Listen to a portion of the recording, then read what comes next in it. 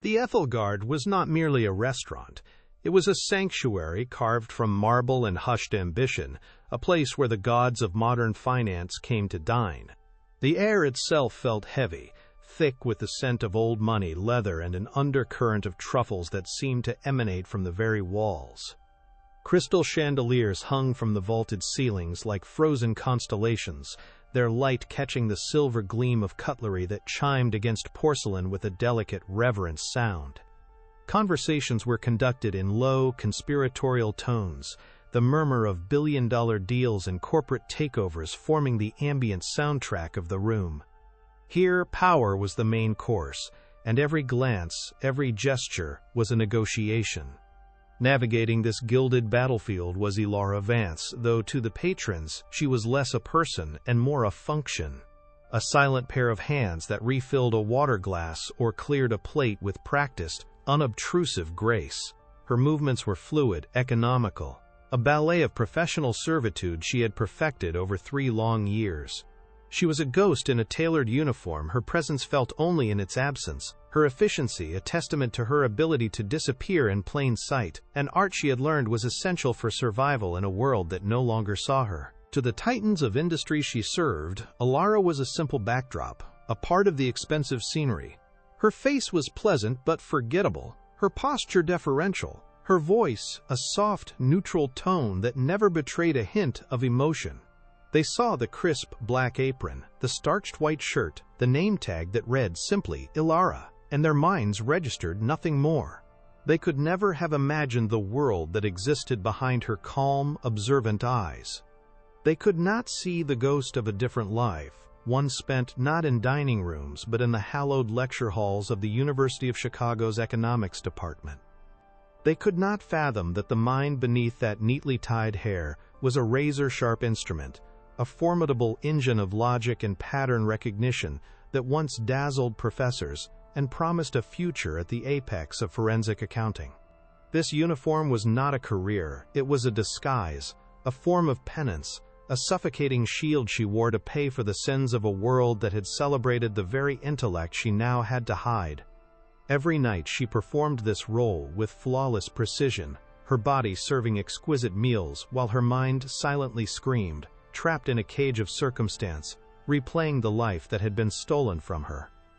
Her past was a country to which she could never return. She remembered the weight of academic textbooks in her hands, the thrill of unraveling complex financial structures on a whiteboard, the pride in her father's eyes as he called her his little genius. He was a brilliant man himself, an engineer who had built a small but innovative manufacturing company from the ground up with integrity and hard work.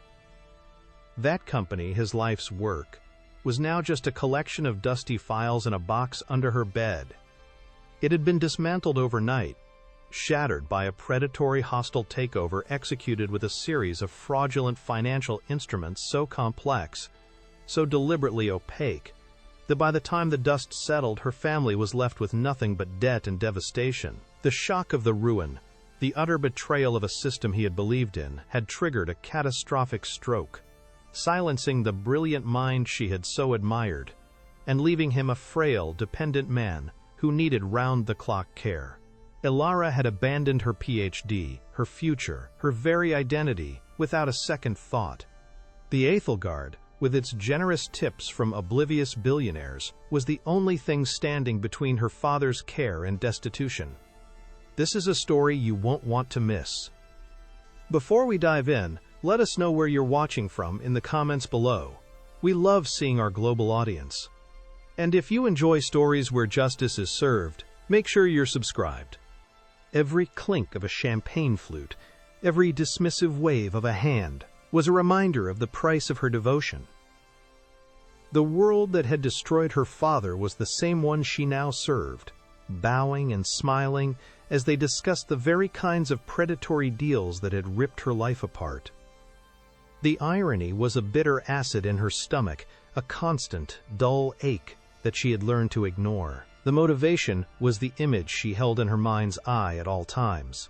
Her father, sitting in his specialized chair by the window, his gaze distant, his hands, which had once built machines and held her tightly, now resting limply in his lap.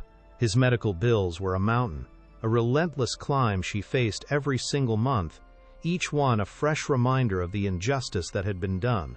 She wasn't just working for his survival, she was working to preserve the last shred of his dignity, to ensure that the man who had given her everything was cared for with the respect he deserved. This love, this fierce, unwavering duty, was the fuel that allowed her to put on the uniform each day and step back into the world of her enemies, her face a mask of serene professionalism that concealed a heart heavy with grief and a silent, simmering rage. The greatest casualty of her new life was her own mind. Ilara possessed a rare and powerful gift, a near superhuman ability to see the world in numbers. For her, financial data was not a dry collection of figures. It was a living language, a symphony of patterns and flows. She could hear a conversation about a corporate merger and mentally construct a three-dimensional model of the capital flow, instantly identifying hidden liabilities, fraudulent assumptions, and structural weaknesses. It was an intuitive, effortless process, as natural to her as breathing. But now, this gift was a source of profound pain. The language of numbers had become the language of her family's ruin. It reminded her of the life she was supposed to have, of the power she was meant to wield not just to understand the world, but to protect people like her father from it. So she suppressed it, pushing it down into the dark recesses of her mind. She forced herself to hear the financial jargon of her patrons as meaningless noise, to see the figures on their spreadsheets as nothing more than ink on paper. She had locked away the most brilliant part of herself, believing it was the only way to endure the present. The delicate equilibrium of her carefully constructed world shattered the moment Julian Thorne walked through the Aethelgard's grand entrance. He didn't just enter a room, he conquered it. The ambient murmur of the restaurant seemed to dip for a fraction of a second, a collective subconscious acknowledgement of a predator entering the ecosystem. He was impeccably dressed in a custom-tailored suit that probably cost more than her father's annual medical expenses, his silver watch catching the light as he handed his coat to the maître d' without making eye contact. He moved with an aura of absolute certainty, a man who had never in his life considered the possibility that he might be wrong.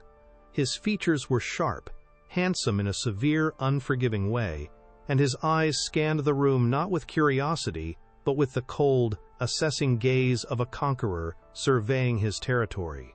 He was the CEO of Apex Acquisitions, a name whispered with a mixture of fear and reverence in the financial world, a firm renowned for its brutal efficiency and its portfolio of companies left as hollowed-out husks after their acquisition.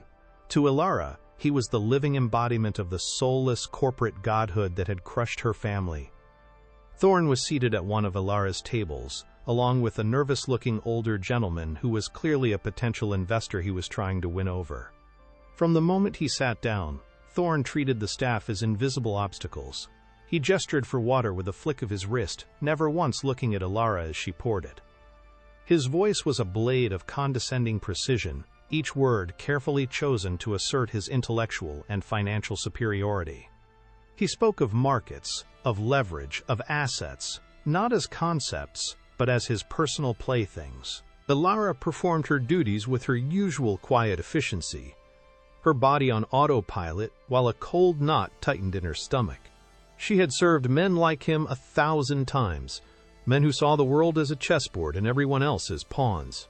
But there was something different about Thorne, a more pronounced and venomous strain of arrogance, a complete and utter lack of empathy that made the air around him feel colder. He was a black hole of narcissism, and tonight he was about to pull her into his orbit, oblivious to the dormant power he was about to awaken. To illustrate a point to his potential investor about the necessity of ruthlessness, Thorne leaned back in his chair, a cruel smirk playing on his lips. He was explaining the intricate structure of a new, massive deal he was about to close.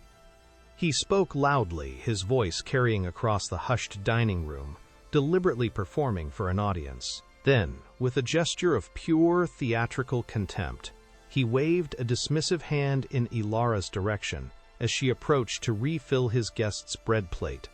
He looked directly at the investor, but his words were aimed at her. using her as a prop, an object lesson in ignorance. "The beauty of this structure," he announced, his voice dripping with disdain, "is its complexity. You could explain it to someone like her 100 times, and she'd still only know how to ask if you want sparkling or still." He then proceeded to lay out the specifics, spitting out a string of financial jargon and precise figures, detailing leveraged debentures, amortization schedules, and debt-to-equity ratios, all while keeping his condescending gaze fixed on the other man, treating Elara as if she were a piece of furniture. For a moment, the world seemed to slow down for Elara. The sounds of the restaurant faded into a dull roar, and all she could hear were the numbers: the 7% debenture, the subsidiary's real estate assets, the amortization schedule. The figures he spoke with such arrogance were not just noise to her. They were notes in a familiar, terrible symphony. The suppressed part of her mind, the brilliant forensic accountant she had tried to bury, roared back to life. The numbers clicked into place, forming a picture in her mind, a blueprint of fraud she recognized with chilling certainty. It was the same model, the same predatory structure, the same financial poison that had been used to destroy her father's company. A fury, cold and solid, began to crystallize in her veins, silencing the grief and replacing it with a terrifying clarity. He wasn't just insulting a waitress. He was boasting about the architecture of her family's ruin. He was showing her the weapon he had used to shatter her world, completely oblivious to the fact that she was the one person on Earth who knew exactly how it worked. He finished his cruel demonstration, leaving his final insult hanging in the opulent air, and in the profound silence that followed, Elara stood perfectly still, her professional mask uncracked, but behind her eyes, a storm was gathering, and a reckoning was about to begin. The silence that descended upon the table was not merely an absence of sound, it was a physical presence, a heavy, suffocating blanket that smothered the delicate clinking of distant cutlery and the low murmur of the dining room. For Elara, the world had telescoped into a single sharp point of focus: the arrogant, dismissive face of Julian Thorne. The numbers he had so casually weaponized against her were now echoing in the chambers of her mind, not as insults, but as data points, locking into place with the terrifying precision of a master locksmith opening a long sealed vault. The dormant part of her brain, the analytical engine she had so painstakingly shut down for 3 years, roared to life with a vengeance. It was a physical sensation, a jolt of cold, clear electricity that shot down her spine, pushing aside the dull ache of grief and servitude, replacing it with a crystalline, diamond-hard clarity.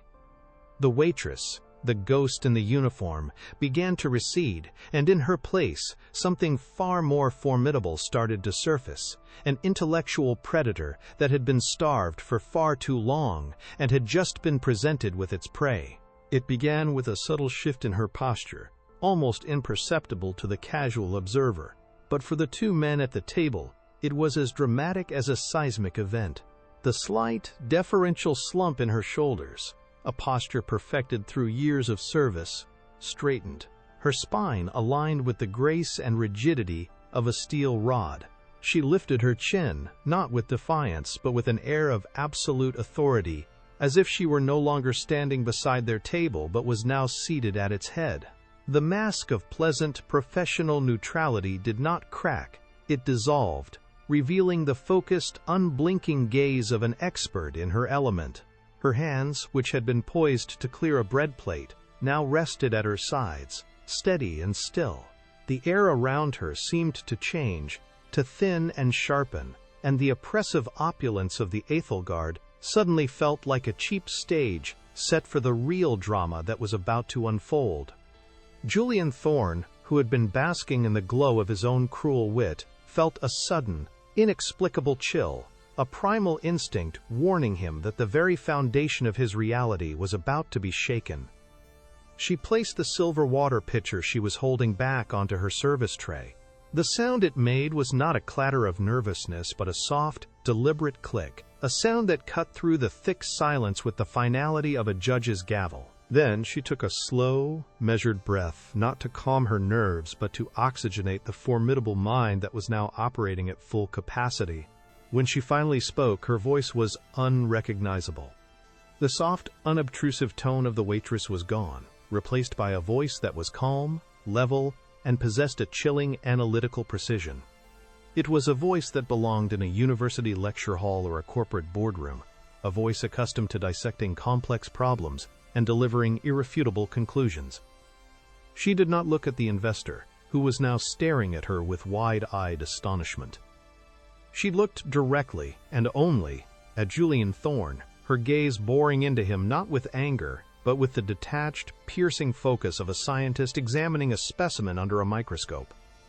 Her first words hung in the air, each one a perfectly polished stone dropped into a still pond, the ripples expanding to shatter the quiet arrogance of the room.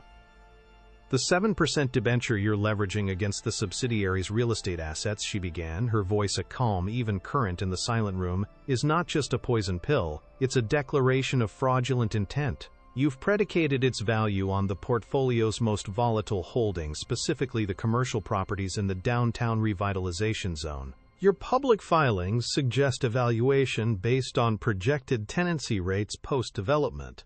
But you've conveniently omitted the fact that the primary anchor tenant, a major tech firm, has a break clause in their letter of intent that is tied to municipal tax abatements that have not yet been, and are unlikely to be, approved. You're not leveraging an asset. You are leveraging a speculative fantasy, a house of cards built on a foundation of misrepresentation. The debt is secured against a value that does not yet exist, and, according to the City Planning Commission's public minutes from last Tuesday, likely never will." Furthermore, she continued, her tone becoming even more incisive, "the amortization schedule you just so proudly outlined is deliberately misleading.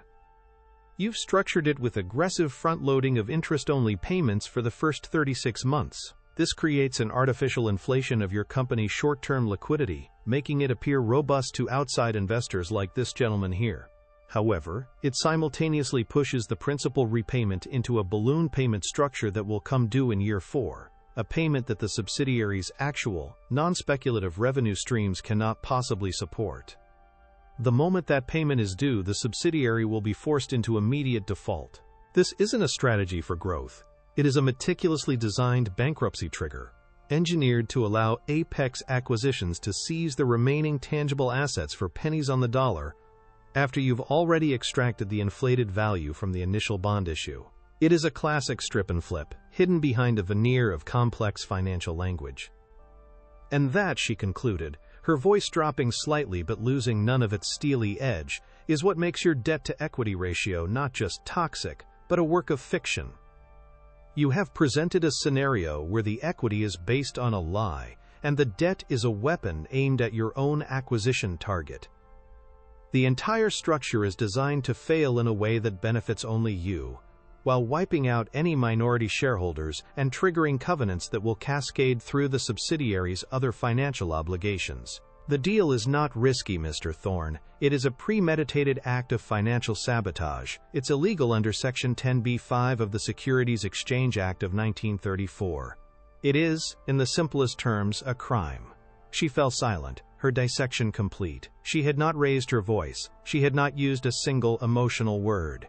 She had simply taken the weapon he had fashioned and showed him, with surgical precision, exactly how it was designed to kill. The silence that followed was absolute.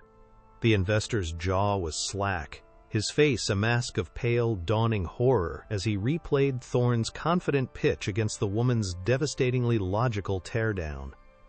He was looking at Alara not as a waitress, but as a savior who had just pulled him back from the edge of a financial abyss.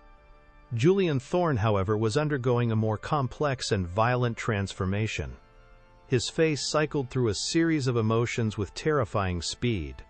First came blank confusion, the cognitive dissonance of a god being corrected by an insect. This was followed by a flicker of disbelief, his mind refusing to process the reality of what had just happened. Then came the cold, sickening dread of exposure, the feeling of his carefully constructed world tilting on its axis. And finally, all of it was consumed by a wave of pure, undiluted narcissistic rage, so potent it seemed to radiate from him in waves, making the air crackle with a venomous heat. He had been publicly castrated, his intellectual superiority not just challenged but utterly dismantled by a servant. His entire sense of self was built upon a foundation of perceived intellectual dominance over everyone in any given room. He saw the world as a hierarchy with him at its apex, and everyone else arranged in descending order of their utility to him. Waitstaff, drivers, and assistants were not people. They were functions, barely sentient extensions of the environment. For this woman, this non-entity, to not only understand his complex financial architecture but to expose its fraudulent nature with more clarity and precision than his own Ivy League-educated analysts could muster, was an impossibility that his mind could not contain. It was a violation of the natural order of his universe. The humiliation was a physical thing, a hot spike of shame driving through his chest, made infinitely worse by the presence of the investor, whose wide-eyed stare had shifted from Thorne to Alara, a silent but damning transfer of respect and authority. Thorne's universe had been inverted, and his reaction would be as swift and brutal as the laws of his personal physics demanded. He did not explode, he imploded. The rage did not manifest as shouting.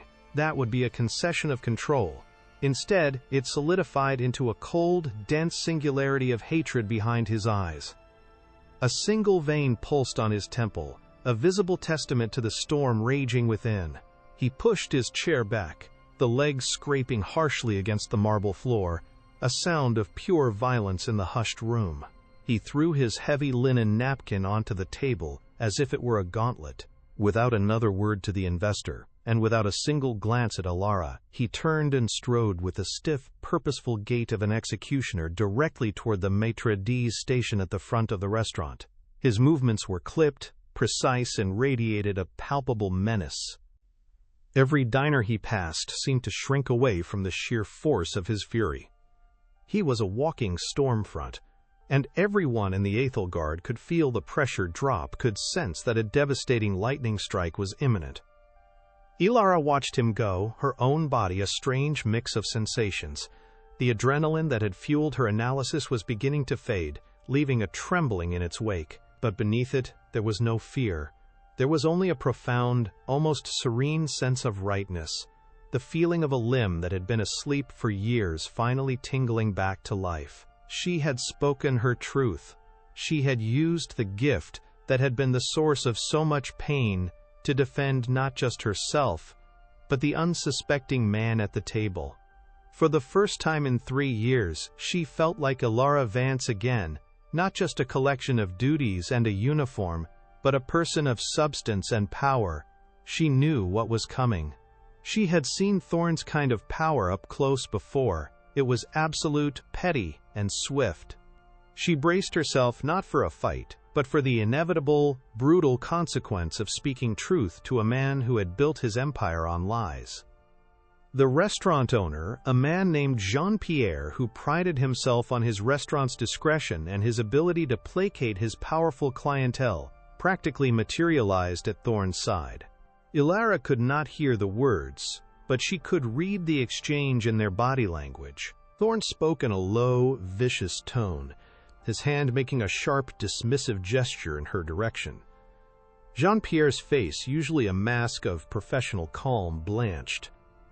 He nodded obsequiously, his head bobbing up and down in frantic, fearful agreement.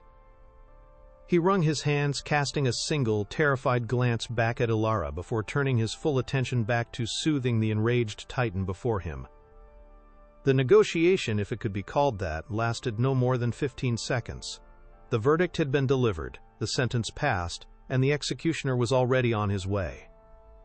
The power of a man like Julian Thorne was not in his arguments, but in the simple, unspoken threat of his absence, the withdrawal of his immense wealth and influence from any establishment that displeased him. Moments later, her direct manager, a perpetually stressed man named David, approached her. He couldn't meet her eyes. His gaze was fixed on a point somewhere over her left shoulder, his face slick with a nervous sweat.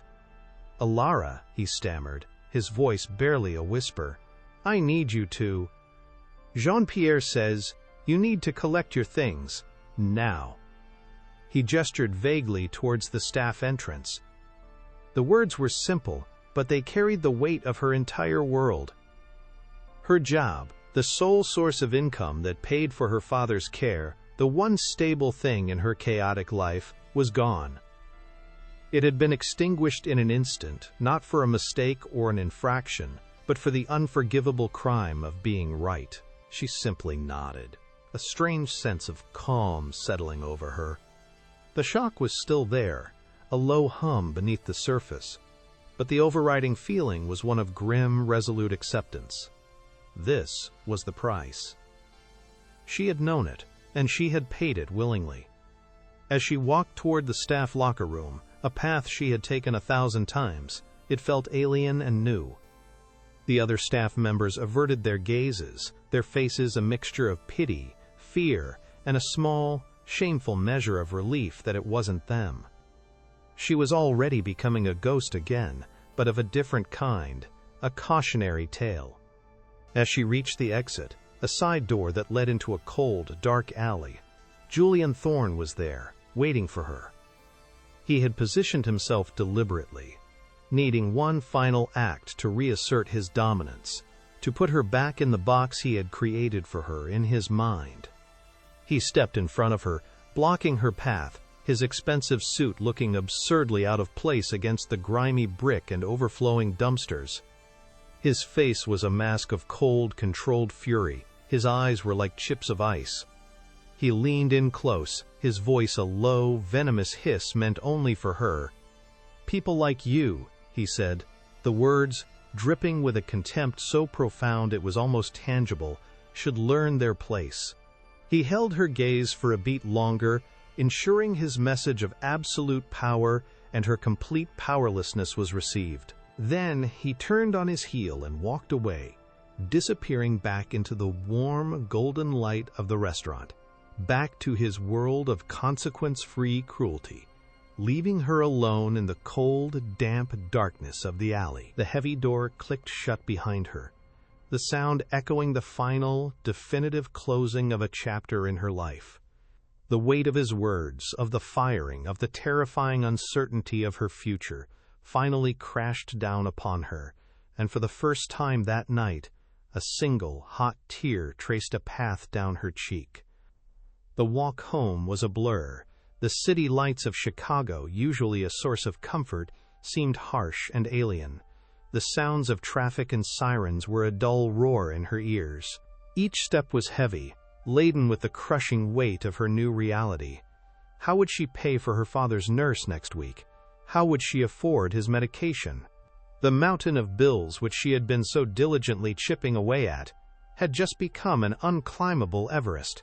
Despair, cold and sharp, pierced through the adrenaline and the calm resolve. She had won a moral victory, a fleeting moment of intellectual triumph, but the consequences were devastatingly real. She felt the familiar grip of hopelessness begin to tighten around her throat, the same suffocating feeling she'd had in the days and weeks after her father's company collapsed. The world felt, once again, like a place run by monsters where the good and the capable were punished for their integrity. She let herself into her small, cramped apartment, the air inside still and silent. She walked past the small kitchen, past the stack of medical bills on the counter, and went straight to the worn armchair in the corner. She sank into it, the exhaustion hitting her like a physical blow. For a long while she just sat there in the dark, the city lights painting shifting patterns on the opposite wall. The scene in the restaurant replayed in her mind, over and over. Thorne's arrogant pronouncements. The numbers. The specific phrases he had used. Leveraged debentures. Amortization schedules. Subsidiary assets. The words echoed, not as financial terms, but as something else, something deeply and painfully familiar. They were ghosts of a past she had tried to bury, whispers from the worst time in her life, and they were beginning to stir a memory she had long since suppressed. A sudden, sharp intake of breath. Her eyes shot open in the darkness. The subsidiary's name. Thorne had mentioned the name of the holding company he was targeting in his current deal, Northgate Holdings. It was a generic, forgettable name, but to Alara, it was a key. It was the same name, or one terrifyingly similar to it, that had appeared on the final incomprehensible paperwork that had sealed her father's fate. A jolt, more powerful than the one she'd felt in the restaurant, shot through her. It was a jolt of ice and fire, of dread and dawning, horrible certainty. Could it be a coincidence? In a world of thousands of companies, of infinite financial dealings, was it possible? Her analytical mind told her the odds were astronomical. Her gut told her it was no coincidence at all. She scrambled from the chair, her movements frantic now, driven by a desperate, terrifying new energy. She went to the closet in her small bedroom and pulled out a large, dusty cardboard box from the top shelf. It was labeled simply, Dad. Inside were the last remnants of her father's company, Vance Engineering. Old blueprints, employee service awards, and a thick, heavy file of legal and financial documents from the hostile takeover. Her hands trembled as she lifted the file out. She hadn't looked at these papers in years. They were a monument to her family's destruction, a testament to a battle they had lost so completely. Opening it felt like reopening a wound, but she had to know. She had to see if the nightmare she was beginning to imagine was real. She spread the documents across her small living room floor, the dim light from the street casting long shadows across the pages. There it was, in cold black ink on a faded letterhead. The acquiring firm, Apex Acquisitions. The name of the shell corporation used to structure the debt, Northgate Capital. And then she saw the methodology, the leveraged debentures secured against speculative future earnings. The aggressive, front-loaded amortization schedule. The balloon payment designed to trigger a strategic default. It was all there. It was not a similar model. It was the exact same predatory blueprint, the same financial signature, the same weapon. The man in the restaurant, the one who had humiliated her, who had gotten her fired, was not just another arrogant CEO.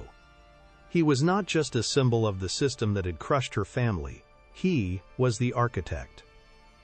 Julian Thorne was the man who had destroyed her father. A profound, terrifying calm washed over her. The despair, the fear, the uncertainty about her future, it all evaporated, burned away by the incandescent heat of this revelation. The grief for her father, which had been a constant, dull ache for years, was now forged into something new, something sharp and hard and purposeful. This was no longer about a lost job or a wounded pride.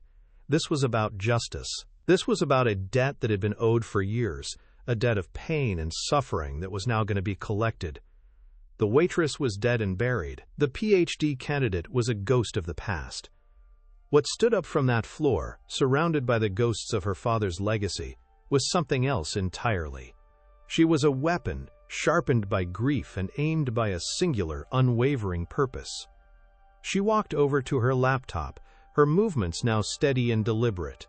The plan was already forming in her mind, the complex variables and potential pathways arranging themselves into a clear, logical sequence. Thorne's greatest mistake was not insulting her. It was showing her his playbook. He had revealed his methodology, and in doing so, he had given her the key to his undoing. He thought he had fired a waitress. He had no idea he had just armed his executioner. She opened her email, her fingers flying across the keyboard. There was only one person who could help her navigate the first steps, someone who knew her capabilities, who understood the dark corners of the financial world, and who had always believed in her. She found the email address she had not used in over 3 years, Professor Alistair Finch. Her mentor, her champion, the man who had once called her the most gifted forensic accountant he had ever taught. He now worked for a non-profit financial crimes watchdog group in Washington, D.C. The subject line she typed was simple, direct, and held the weight of everything she had lost and everything she now intended to take back. It read, "Professor, I need your help. I've found him." She hit send, the click of the mouse echoing in the silent apartment like the first shot fired in a war that Julian Thorne had started years ago, a war he had no idea he was about to lose. Professor Alistair Finch's reply came less than 10 minutes after she sent her desperate message, a digital lifeline thrown across a chasm of years and silence. The email was not filled with questions or surprise, but with an immediate, profound sense of validation that felt like a bracing hand on her shoulder. His words were a balm on the raw wound of her solitude, a confirmation that the brilliant mind he had once mentored was not a figment of her past. He wrote of his deep regret for the circumstances that had forced her away from her path, and of an anger he still held toward a system that devoured talent like hers. He had followed the collapse of Vance Engineering from a distance, he admitted, always suspecting a deeper foul play than the official reports suggested. He offered her the full, unrestricted resources of the Financial Integrity Project, his DC-based watchdog group. He had access to forensic accounting software she could only dream of, a network of contacts that spanned the globe, and a legal team that specialized in taking down corporate predators. His final line resonated in the silent apartment with the force of a battle cry. "Welcome back to the fight, Ilara. Let's give this monster a war." The days that followed blurred into a singular, sustained effort, a deep dive into the digital abyss of Julian Thorne's financial empire. Ilara's small apartment transformed into a war room, the walls disappearing behind a tapestry of printouts, flowcharts, and handwritten notes. Her life contracted to the glowing rectangle of her laptop screen, where she and Professor Finch would spend 12, sometimes 16 hours a day on encrypted video calls, their faces illuminated by the cold blue light of data. Finch, with his shock of white hair and eyes that still held an academic's fire, acted as her strategic commander, guiding her through the labyrinthine structures of Apex acquisitions. He provided her with access to proprietary databases, SEC filing archives, and international business registries. Together, they began to map the beast, tracing the flow of capital through a dizzying network of shell corporations registered in Delaware, limited liability partnerships in the Cayman Islands, and opaque holding companies in Panama. Each entity was a scale on the dragon's hide, legally impeccable on the surface but designed to obscure, to obfuscate, to hide the predatory heart that beat within. The sheer scale of Thorne's operation was breathtaking in its audacity. He had constructed a fortress of legal and financial misdirection, a masterpiece of corporate architecture designed for the sole purpose of plausible deniability. For every aggressive takeover, there were 3 layers of shell companies separating Apex from the actual transaction, allowing Thorne to claim he was merely a passive investor in a fund that made its own decisions. The money trail was a hydra, splitting into dozens of smaller streams the moment it left a target company, flowing through international banks, recombining in offshore accounts, and eventually returning to Apex as clean investment returns. Ilara worked with a feverish intensity, her mind, so long starved of a real challenge, devouring the complex data streams. She felt the old parts of herself reawakening, the thrill of the hunt, the intellectual satisfaction of seeing a hidden pattern begin to emerge from the chaos. Yet, after a week of relentless work, a familiar sense of cold dread began to creep in. Thorne was too good. The walls of his fortress were too high, the legal structures too perfectly sealed. They could see the smoke, but they couldn't find the fire. They hit their first major wall while trying to directly link Thorne's personal finances to the initial funding of the shell corporation that had destroyed Vance Engineering. The paper trail went cold at a holding company registered in Nevis, an island nation famous for its impenetrable corporate secrecy laws. They had the transaction records leading into Nevis, but nothing coming out. It was a black hole, designed to swallow evidence. The frustration was a physical weight on Ilara's chest. She felt the ghost of her father in the room, his silent disappointment not in her, but in a world that allowed men like Thorne to operate with such impunity. She confessed her despair to Finch, her voice cracking for the first time. "He's insulated himself perfectly," she said, the words tasting like ash. We have 100 examples of his methodology, but we don't have the one direct link we need to prove premeditated fraud." Finch listened patiently, his image on the screen a calm anchor in her storm. He reminded her of a lesson he had taught her years ago in his advanced forensic accounting seminar.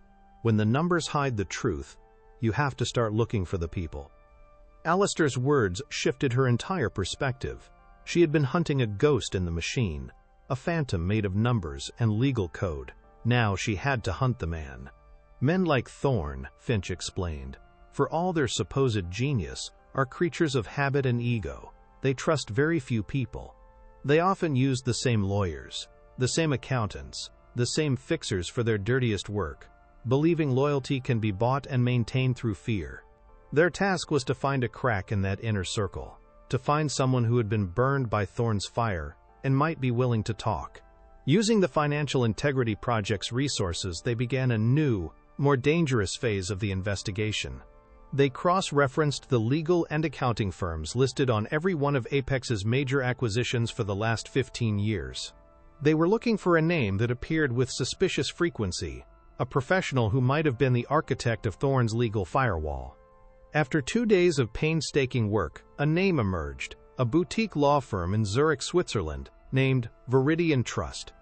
And more importantly, they found the name of a senior partner who had abruptly left the firm 3 years prior, a man named Daniel Sterling. Daniel Sterling was not easy to find. He had seemingly dropped off the face of the earth after leaving Viridian Trust, his professional licenses inactive, his digital footprint all but erased.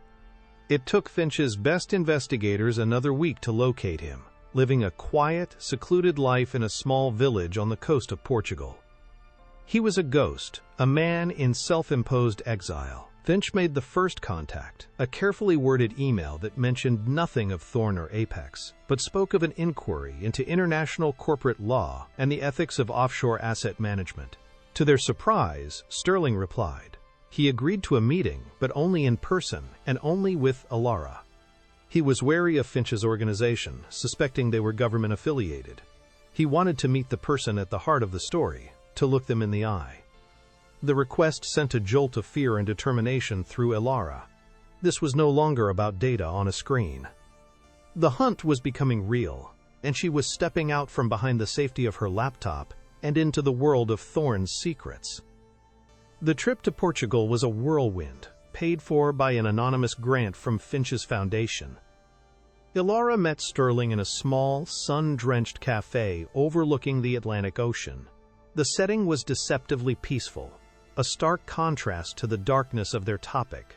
Sterling was older than she expected, a man with tired eyes and a deep-seated weariness that seemed to emanate from him. He carried the weight of a man who had seen too much, who had compromised his own soul for too long.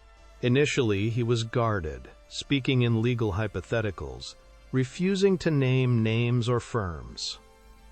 He was terrified, not of physical harm, but of the long, vengeful reach of Julian Thorne's influence. He knew that Thorne was capable of destroying a person's reputation, their finances, their very future, with a single phone call.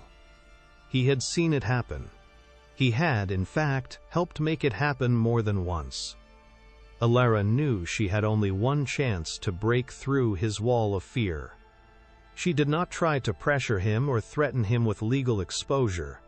Instead, she put away the files and the evidence she had brought. She simply told him her story. She spoke of her father, of the pride he took in his company, of the way his eyes used to light up when he talked about engineering. She described the day the company collapsed, the sterile smell of the hospital, the devastating finality of the doctor's diagnosis. She painted a picture not of financial ruin, but of human devastation, of a family shattered, of a brilliant mind silenced forever. She laid her own pain and grief bare on that small cafe table, not as a tactic, but as a simple, unvarnished truth. She connected her suffering to the abstract legal documents he had spent his career drafting, giving a human face to the collateral damage of his work. As she spoke, she saw a profound change come over Daniel Sterling. The professional mask of the lawyer crumbled, revealing the man beneath. His eyes welled with a mixture of shame and regret. He had spent years justifying his actions, telling himself it was just business, that he was simply providing a service. But sitting across from Ilara, he was confronted with the undeniable human cost of his complicity. He finally understood that the clauses and covenants he had so expertly crafted were not just legal instruments. They were weapons, and they had been aimed at people like Ilara's father. The dam of his long-held silence finally broke. He confessed everything. He had been Thorne's primary legal architect for over a decade, the man who designed the very takeover models that were now considered Thorne's signature. He explained that Thorne's one great weakness, born of his immense ego, was a need to keep a personal record of his victories. Sterling revealed the existence of what he called the Kronos Ledger. It was not an official accounting book, but a secret, parallel ledger maintained by Thorne himself. In it, he meticulously documented every hostile takeover, not in the sanitized language of corporate finance, but in his own arrogant, triumphant terms.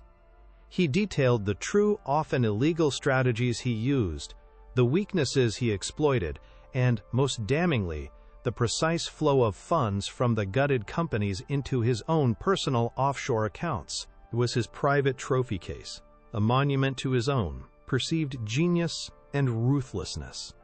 The ledger was not kept on any Apex server. It was held on a privately encrypted, air-gapped server in a secure data facility in Liechtenstein, a location chosen for its absolute lack of cooperation with international financial regulators. Sterling, in a moment of foresight before he fled his old life, had created a single backdoor key, a complex encryption string he had memorized and never written down, a piece of insurance he hoped he would never have to use. He gave Ilara the encryption key. It was a long, complex string of characters that he recited from memory, his voice low and solemn, as if he were delivering a final confession. He also gave her the exact location and server designation within the Liechtenstein facility. This was the smoking gun, the irrefutable proof that bypassed all the shell corporations and legal firewalls, connecting Julian Thorne directly to the premeditated destruction of dozens of companies, including Vance Engineering. It was a key that could unlock the door to Thorne's financial tomb and expose all the skeletons he had buried there. The risk he was taking was immense, but in Ilara's story, he had found a chance for a redemption he thought was long lost. He was giving her the weapon she needed to slay the dragon he had helped create. Meanwhile, back in New York, Julian Thorne was beginning to feel a subtle, unsettling shift in the currents of his world. A preliminary, anonymous inquiry from a German financial regulator had been made regarding one of his holding companies in Luxembourg. It was a minor nuisance, easily deflected by his lawyers, but it was unusual. Thorne operated in the shadows, and the slightest flicker of light made him uneasy. Then, a trusted contact in the banking world mentioned a quiet, high-level probe into the activities of Viridian Trust, his old Zurich law firm. These were whispers, faint signals from the deep, but Thorne's predatory instincts were finely tuned to detect threats. He didn't know who was coming for him or why, but he could feel the vibrations of an approaching hunter. He instructed his most trusted operatives to begin a digital cleanse, to double down on the encryption of his offshore assets, and to begin moving funds through a new, even more complex series of accounts. He was trying to bury his tracks deeper, completely unaware that his enemy was no longer following his tracks, but was about to walk right through his front door. Back in her apartment, the air thick with tension and the smell of ozone from her overworked computer, Ilara and Finch executed the final phase of their plan. Using the credentials and the encryption key provided by Sterling, a contact of Finch's in the international hacking community initiated a remote, untraceable data retrieval from the Liechtenstein server. Ilara watched her screen, her heart hammering against her ribs, as lines of code scrolled past at an impossible speed. For a terrifying 20 minutes there was nothing but a blinking cursor. Then, a single file appeared on her desktop. Kronos_ledger.dat. Her hands trembled as she initiated the decryption sequence, using the string of characters Sterling had given her. The process felt agonizingly slow, each percentage point of the progress bar a lifetime. Finally, the file opened. It was everything Sterling had promised and more. It was a testament to pure, unadulterated narcissistic evil. Thorne had logged every detail, gloating over his masterstrokes. Alara scrolled through the entries, her breath catching in her throat as she saw the names of companies she had read about in the news, all victims of his predatory tactics. And then she found it. An entry dated 6 years ago. Project, Engineer, Target, Vance Engineering. She read as Thorne described her father's company as a, quote, a ripe fruit with a soft skin, and detailed the exact fraudulent model he used to, quote, crack the shell and extract the juice. The final line of the entry was a transfer record. A sum of $8 million, the stripped value of her father's life's work, moved directly into a numbered account in the Cayman Islands that she now knew belonged personally to Julian Thorne. The numbers on the screen blurred as tears of grief and rage finally fell. It was the proof. The absolute, undeniable, soul-destroying proof. The path forward was now illuminated with a terrible, righteous clarity. Leaking the ledger to the press or a government agency would be effective, but it would allow Thorne to spin the narrative, to bury the story in legal challenges and public relations campaigns for years. He would become a headline, a scandal, but he might never truly face the consequences in a way that mattered. No, the punishment had to fit the crime. His humiliation had to be as public and as absolute as the power he so arrogantly wielded. Finch proposed the perfect stage for the execution, the upcoming Apex Acquisitions annual shareholder meeting.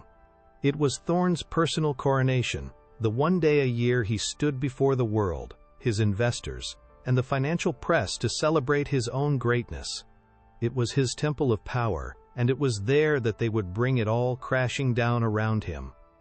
Alara felt a cold, calm certainty settle over her, a feeling that displaced all the fear and grief. Her transformation was complete. She was no longer a victim seeking justice. She was an instrument of it. Using a small block of shares in an Apex subsidiary that Finch had acquired for her through a proxy, she was able to secure a single, unassuming shareholder pass to the event. She held the small, laminated card in her hand, its corporate logo seeming to mock her. It was her ticket into the heart of the enemy's fortress. In her other hand, she held a USB drive, a tiny piece of plastic and metal that contained the Kronos ledger.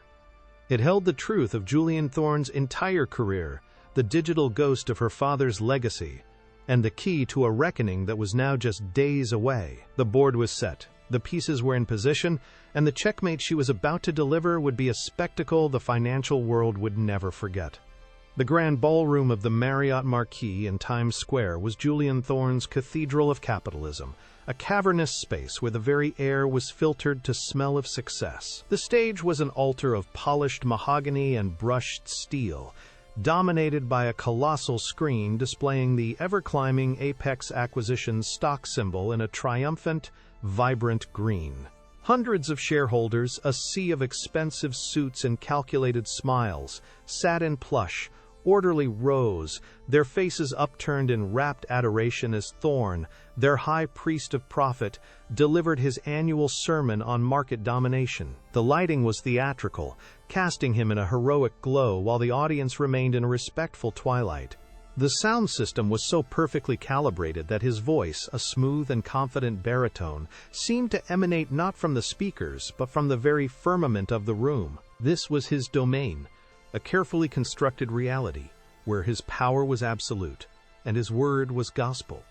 Into this temple of hubris walked Alara Vance, a single, quiet variable, in a room of predictable constants. She was dressed not in a uniform, but in a simple, professional, dark gray suit, an outfit that rendered her anonymous, another face in the crowd. But beneath this unassuming exterior, her heart beat with the slow, steady rhythm of a detonator's clock, and in her mind, the complex architecture of Thorne's ruin was fully, finally rendered. When the floor was opened for the customary question-and-answer session, a ritual designed to allow Thorne to display his intellectual superiority one final time, Elara stood. She did not move with haste or nervousness, but with a deliberate, unshakable calm that drew a few curious glances. She walked down the carpeted aisle toward the microphone stand positioned in the center of the room, her low heels making no sound. Each step was a silent reclamation of her own history, a march toward a justice she had been denied for years. On stage, Thorne saw her approach. A flicker of something crossed his face, not recognition, but a faint, dismissive annoyance, the kind one feels at a minor, unexpected procedural delay. He saw a woman, nondescript and unremarkable, and his mind had already categorized and dismissed her. He gestured magnanimously toward the microphone, a king granting a brief audience to a commoner, a faint, condescending smile playing on his lips. He leaned forward, ready to dispense a piece of his pre-packaged wisdom, utterly oblivious to the fact that he was not looking at a shareholder, but at the living ghost of his oldest and most profound crime. "My name is Elara Vance," she began, her voice perfectly clear and even, carrying through the vast ballroom with an authority that made the room grow still. It wasn't loud, but it possessed a strange, resonant quality that cut through the ambient murmur. A few more heads turned. On stage, Thorne's smile tightened, almost imperceptibly at the sound of her voice, a subconscious echo of the Aethelgard. "My question, Mr. Thorne, is about the underlying asset valuation in your proposed acquisition of the Sterling Finch portfolio. You project a 30% growth in value based on leveraged debentures secured against speculative real estate holdings. I was hoping you could elaborate on how this model differs from a classic strip-and-flip strategy, designed to trigger a strategic default and allow for the seizure of tangible assets at a fraction of their market value." She used the exact same clinical, analytical tone she had used in the restaurant, a deliberate echo of his public humiliation. A ripple of confusion and unease went through the audience. This was not a shareholder question, it was an auditor's interrogation. Board members on stage shifted uncomfortably in their seats, exchanging nervous glances. Thorne's face went rigid, the condescending smile vanishing, replaced by a mask of cold, controlled fury. He knew that voice. He knew that mind. Before Thorne could formulate a dismissive, jargon-laden reply, Elara continued, her pace quickening slightly, her voice gaining a sharper, more incisive edge.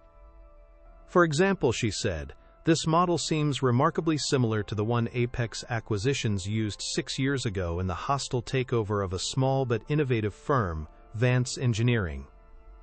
In that acquisition, Apex utilized a shell corporation named Northgate Capital to secure debt against projected, not actual, earnings.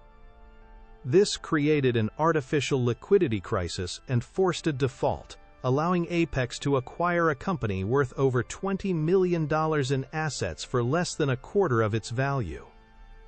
On stage, the name Vance Engineering hit Julian Thorne like a physical blow. The blood drained from his face, leaving behind a waxy, pale sheen. He stared at Elara, his eyes wide with a dawning, horrified recognition. The waitress. The daughter. The two separate worlds of his life, his corporate empire, and the collateral damage he left in his wake, had just collided with the force of a supernova in the most public forum imaginable.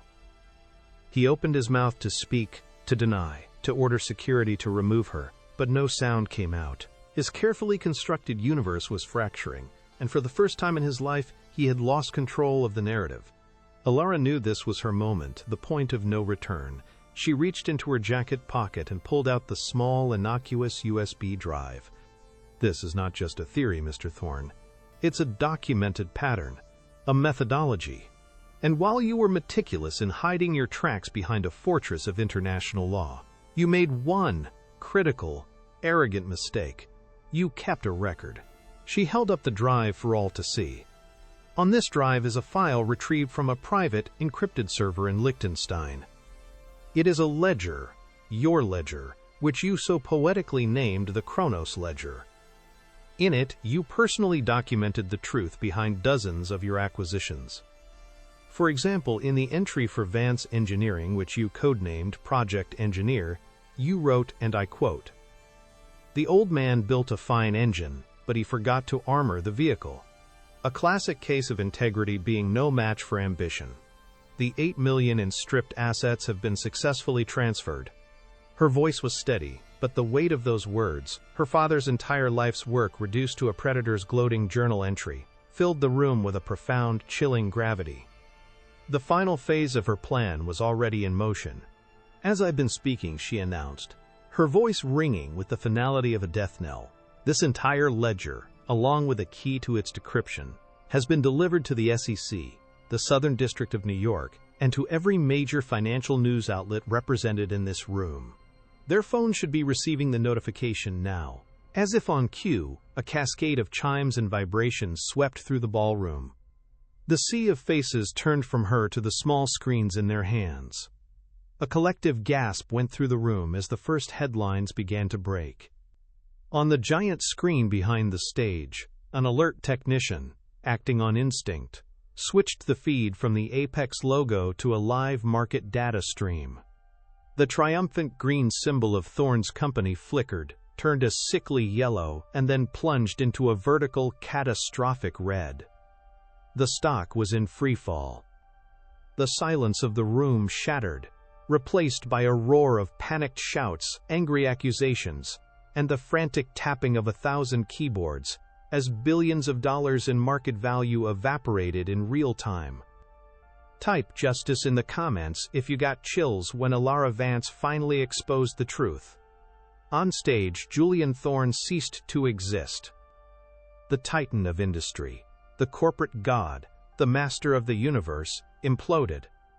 His face, once a mask of cold control, crumbled into a grotesque visage of disbelief, rage, and pure, pathetic terror. He stumbled backward, knocking over his chair, his hands clutching at his chest as if he could physically hold his collapsing empire together. His carefully tailored suit suddenly seemed too large for him, his body shrinking into itself. He looked out at the chaos, at the faces of his investors now contorted in fury, at the board members who were already physically distancing themselves from him on the stage, at the press who were pointing cameras at him like weapons.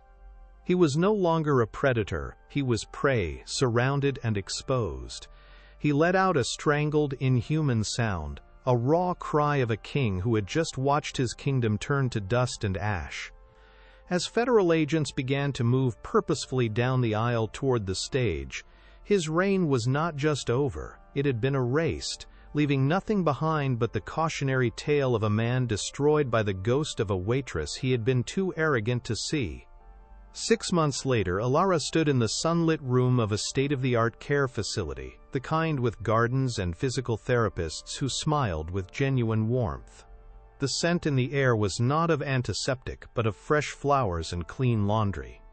Through the window, she could see the Chicago skyline, a view that had once seemed to mock her with its promise of a life she couldn't have.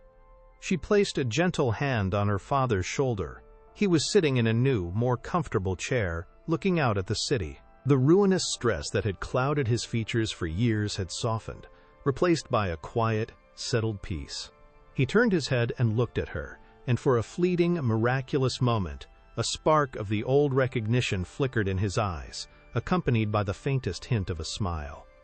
He could not understand the complex details of what she had done, but on some deeper level he felt the shift. He felt the weight of the injustice finally lift. His honor had been restored. Alara had accepted the offer from the investor at the Ethelgard.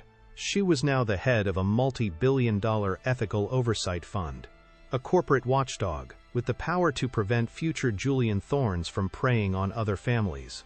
She was no longer hiding her gift. She was wielding it as a shield for the vulnerable, building a legacy of integrity on the ashes of her father's stolen one.